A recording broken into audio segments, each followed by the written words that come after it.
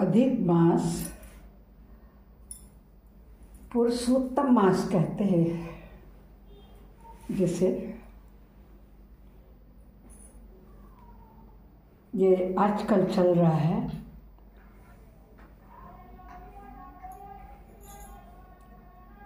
कल को सोमवार है दोस्तों, और अमावस्या भी पड़ रही है।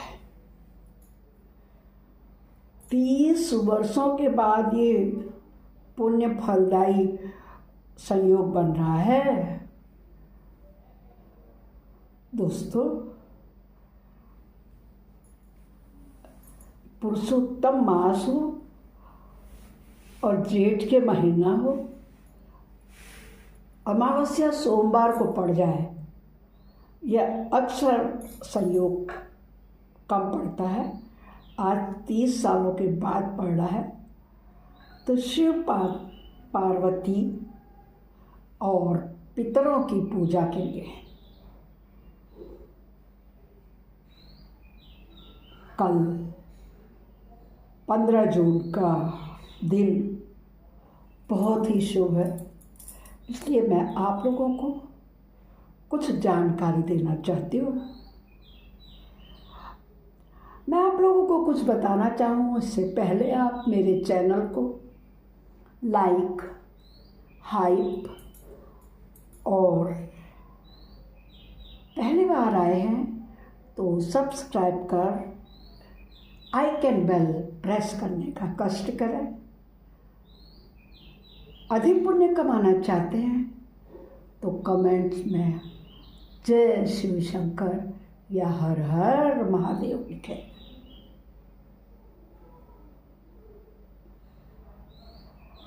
पंद्रह जून यानी कि कल 8:24 बजे तक अमावस्या तिथि रहने वाली है। क्योंकि सूर्योदय के समय से ही अमावस्या लग रही है, तो व्रत, दान और पूजा का कार्य सब कल सोमवार को ही किया जाएगा। इस दिन दोस्तों पितरों का तर्पण अवश्य करें। श्राद्ध तर्पण जरूरी नहीं है आप किसी पवित्र नदी में स्नान कर रहे हैं फिर उसके बाद पितरों के निमित्त दान कर लो। यह तो नियम है, इससे पितृदोष से मुक्ति मिलती है। लेकिन यदि आप घर में भी हैं तो अपने घर में, अपने नहाने वाले स्थान में जल में गंगा जल डालें और दक्षिण दिशा की ओर मुँह करके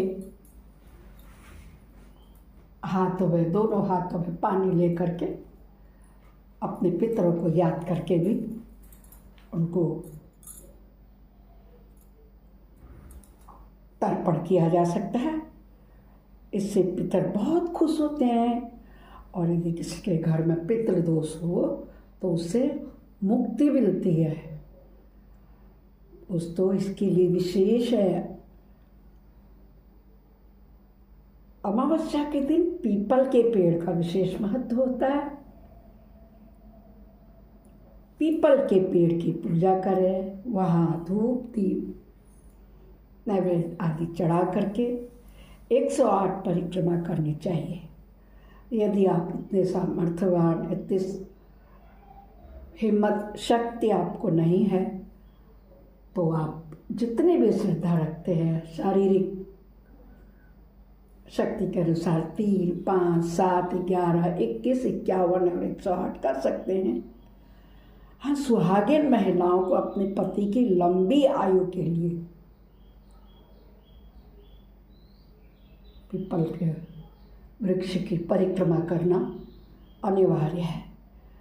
इस दिन जो महिलाएं पीपल के पेड़ की 108 बार परिक्रमा करती हैं, उनके पति की आयु और सुख सौभाग्य के साथ साथ पति सुख मिलके अखंड सौभाग्य की प्राप्ति होती है। ऐसा हमें हमारे धार्मिक ग्रंथों में सुनने को मिलता है।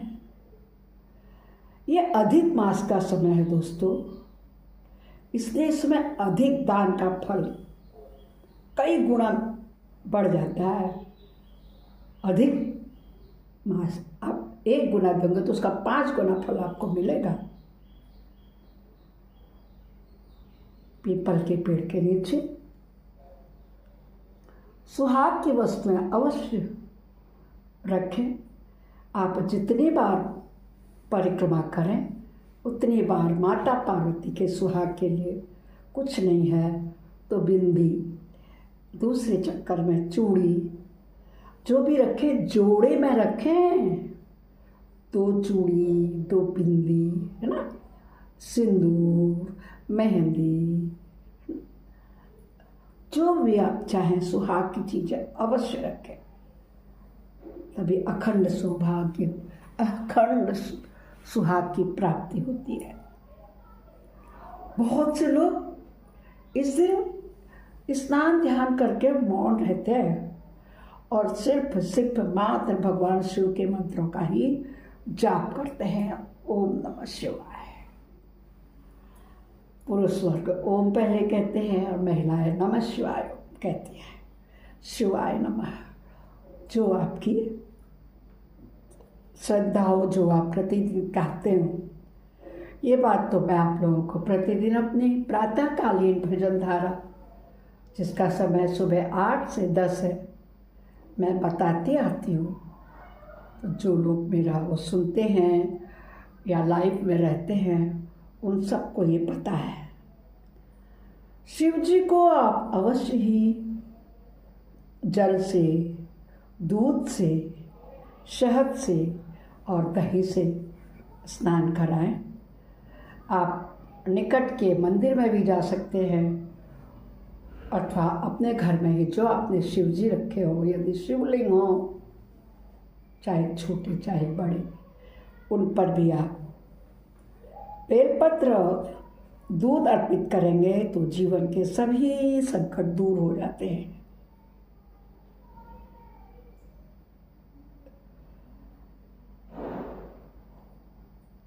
कहा जाता है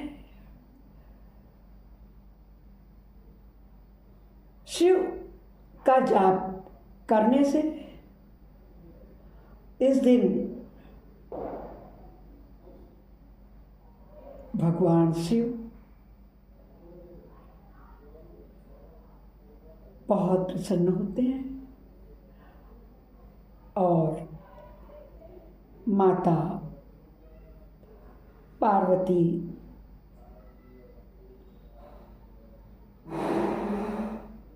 अखंड सुहाग दे देती हैं। हमें किसी का दिल नहीं दुखाना चाहिए। यदि आवश्यकता पड़े,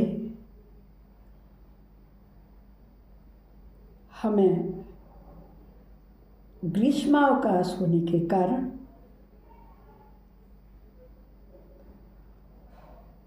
पानी का, छाता का, पंखे का दान अवश्य करना चाहिए।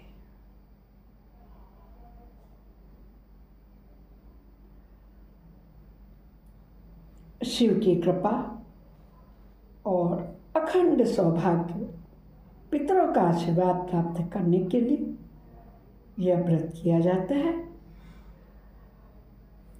जिन स्त्रियों की नई नई शादी हुई है,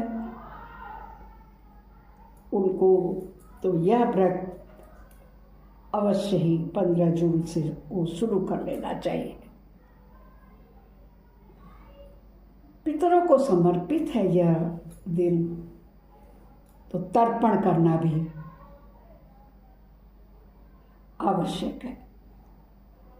भगवद गीता में कहा गया है कि 15 दिन का पाठ करें, विषम संख्या में ब्राह्मणों को दान देकर, कभी भी 1 नहीं 11 तक, और पूर्वजों के लिए तर्पण करके अपना महाभर का समाप्त करना चाहिए। ये तो सामान्य अमावस्या में हम सभी करते ही हैं।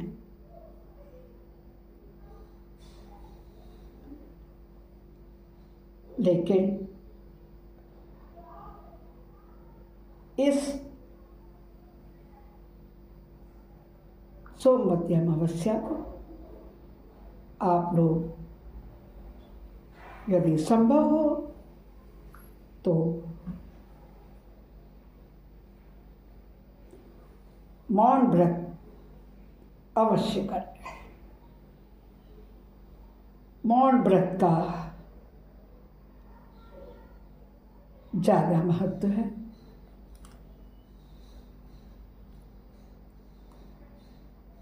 किसी का दिल नहीं दुखाए, झूठ ना बोले,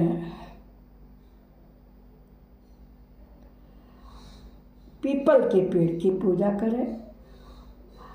आजकल पीपल के पेड़ मिलना बहुत असंभव हो रहा है, तो यदि आपके घर में तुलसा माँ है तो उसको बीच में रख करके उसी की परिक्रमा करके दान पुण्य करके अक्षय पुण्य प्राप्त करें। बोलो शंकर भगवान की जय हुए। जय जय भोलेनाथ, माता पार्वती की जय हुए।